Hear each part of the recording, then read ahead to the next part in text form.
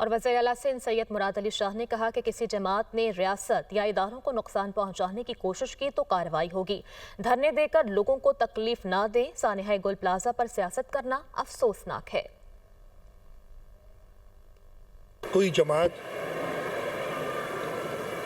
اپنی مہم کے ذریعے پاکستان کو نقصان پہنچائے گی، پاکستان کے اداروں کو نقصان پہنچانے کی بات کرے گی تو قانون کے مطابق اس پہ قدم اٹھایا جائے گا۔ شارع فیصل اور جو بڑی شاہراہیں ہیں ان پہ ہم ٹریفک روکنے نہیں دیں گے، اس لیے لوگوں کو تکلیف ہوتی ہے۔ بھائی لوگوں کی خدمت کرو۔ اس وقت رپورٹ جو آئی تھی، یہ گل پلازہ کے حوالے سے بات کر رہا ہوں، اس رپورٹ پہ عمل درآمد کر کے ان کو نکالا ہے۔